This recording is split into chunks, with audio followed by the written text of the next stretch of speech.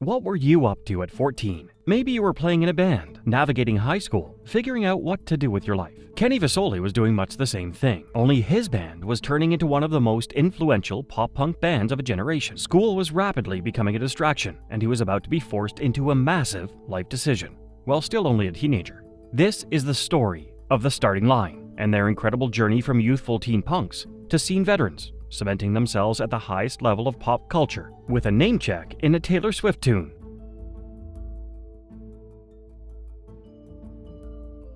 Guitarists Matt Watts and Mike Gola and drummer Tom Griskowitz were already playing music together at college in Connecticut, but they needed a vocalist. So they did what any other college kids would do at the end of the last century. They trawled AOL profiles for people with the same musical interests. The search was a success. Kenny Vasoli seemed to fit the bill perfectly. One problem though, the kid was only 14. Matt found my profile, and I don't think it said how old I was, Vasoli remembered. It just listed a bunch of punk bands that I liked, and he was trying to fill out his own band. He was looking for a singer. My mom was like, "What the hell is this? Why are you playing music with college kids?" Then she met Matt, and he's a nice, gentlemanly young man. He won her over, and there was no problem there. Vasoli quickly proved he was talented beyond his years, and he was mature too, with impressive vision and vocal ability. They hired him as singer and bass player, and got to work. Those early days were all about balance. All four were juggling school with music, and in Vasoli's case, it was quite literally high school. Lots of high school kids are in class through the week and playing local gigs on weekends. But for the Starting Line, then still known as Sunday Drive, the stakes had gotten way higher. These guys were really going off, playing around the Philadelphia area to small but enthusiastic crowds. This Peter Parker Spider-Man-esque double life took some getting used to. But the idea of being students by day and local quasi-rock stars by night really shaped that early sound. With so much youthful energy and some great tunes to back it up, the band started attracting real attention. Early demos like Three's a Charm showed they were more than just teen musicians taking a chance on the stage. They could actually write, too.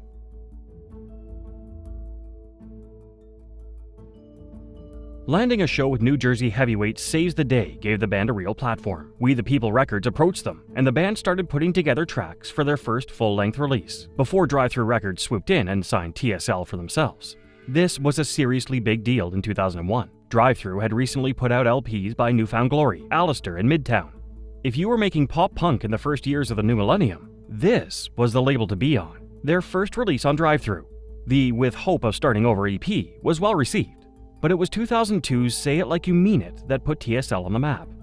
Tracks like Leaving resonated with audiences in a big way, while slower song The Drama Summer is still a fan favorite to this day.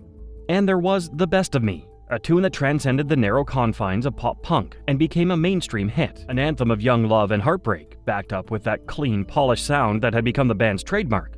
Best of Me remains a seminal pop-punk release. A slot on the Warped Tour that summer cemented their newfound stardom. Vasoli was struggling though. He was still a teenager and had dropped out of high school to focus on music. Disconnected from many of the normal experiences of teenhood and forced to commit to music at a frighteningly early age, Vasoli was at real risk of burnout.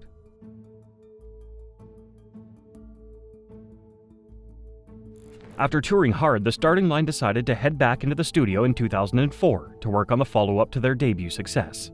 But there were troubles from the outset. Drive-Thru had struck a deal with MCA to co-release Say It Like You Mean It, but MCA was then taken over by Universal and Geffen. The new co-label wanted the guys to knock out another Say It Like You Mean It, take the if it ain't broke approach. The band weren't so sure. They were all different guys to the ones they were in 2001. They'd grown up, matured. They needed to create a record that reflected this. The result was based on a true story, heavier, darker, and certainly more worldly. The album is a shift away from the sugary teenage heartbreak tracks that had made them famous. The writing process also gave Vasoli the chance to step outside of the persona he developed on stage. On Surprise Surprise, Vasoli flips the perspective, viewing himself through a different lens. He sings, "Oh my God, let me describe to you this guy. His name is Ken. He's in this band that writes such awful songs about me all the time." It's also a record born out of tensions, with the band moving in one direction and the label pulling in the other. It's got some big songs on it. Single Bedroom Talk shifted units, and Geffen must have been happy with that at least. But some fans were less convinced, and the tensions with the labels threatened to spiral out of control.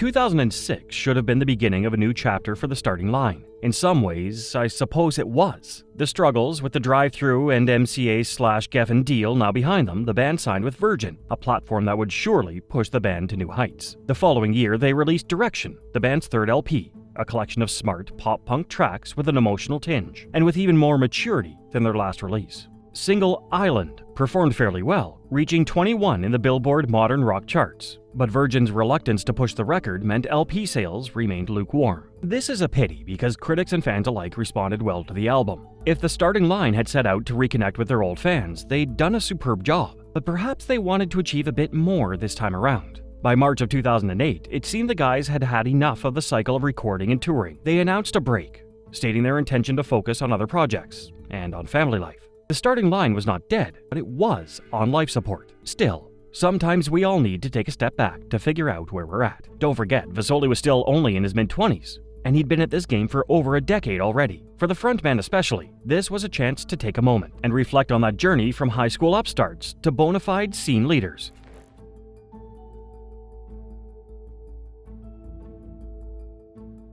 In the end, it didn't take much more than a year for the gravitational pull of the starting line to work its magic. In the spring of 2009, Vasoli and his bandmates began hinting at a return. The guys were hanging out, loving life, and in Vasoli's words, still in love with one another. A live record released that November gave fans a taste of what they were missing, providing a highlights reel of the good times and great memories of the last decade. Fortunately, they didn't have to wait long for a bit more than just a taste. In December, fans got a Christmas present when TSL played a hometown reunion show in Philadelphia. At a second hometown show later that month, Vasoli announced the guys were back together, for real. The break had done TSL a world of good. Vasoli in particular seemed re-energized and grateful to be back on this journey with their fans. There was no new album on the horizon, but TSL would keep on performing for big audiences across the world, including a slew of festival dates in Europe and Australia. Once or twice, they dropped a new song into a set. Generally, though, it was old favorites, but it was old favorites delivered with a fresh perspective from a band who'd grown older, wiser, and more comfortable with their position in the scene. The guys might have been in love with one another, but it was an open relationship. Up until 2010, Vasoli had been writing and performing music with Person L, adding more complexity and building mathier textures into his songwriting palette. After disbanding Person L, Vasoli set sail for yet more new sounds and new directions with Vacationer, an electro side project inspired by LCD Sound System. The starting line had never held Vasoli back. The band made him a pop-punk legend after all, but the hiatus had given his artistry a chance to breathe. The fans were cool with Vasoli doing his own thing. In fact, they loved it. But all this new music with other bands and other projects left everyone eager for another TSL record.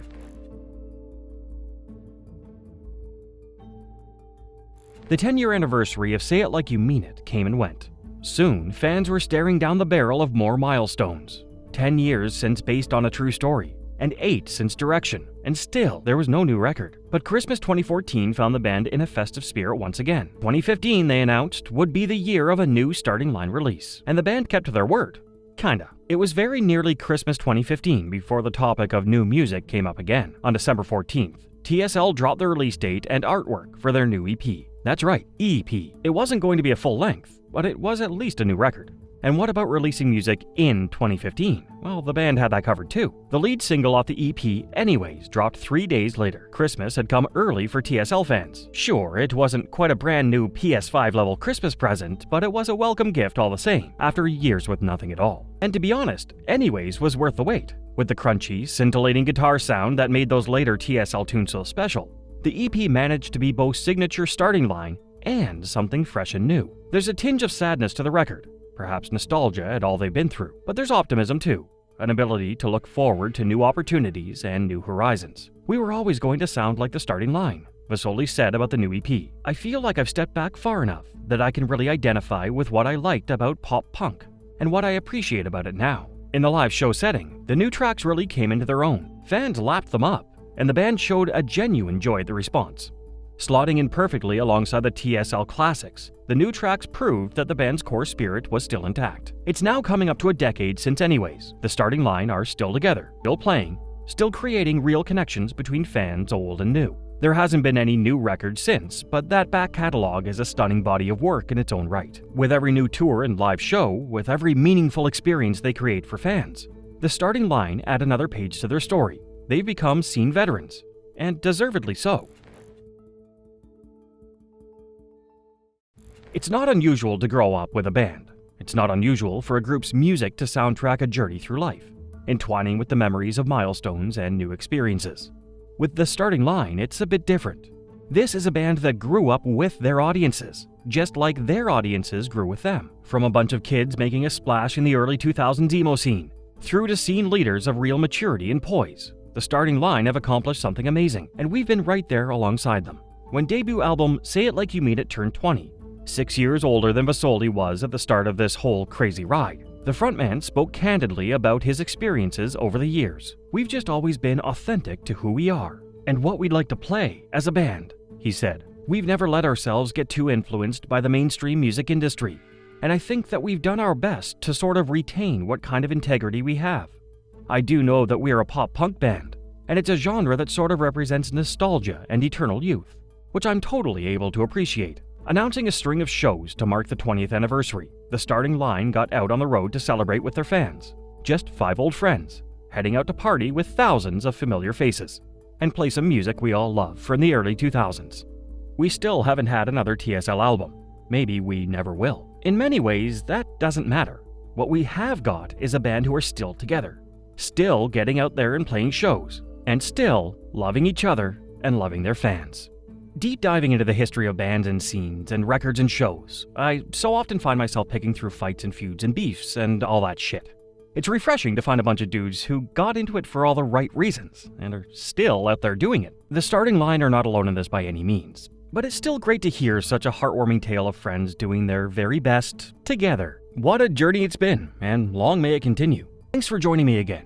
What would you like to see me covering in the future? As always, don't forget to let me know. And then subscribe and stick around for another slice of pop-punk history.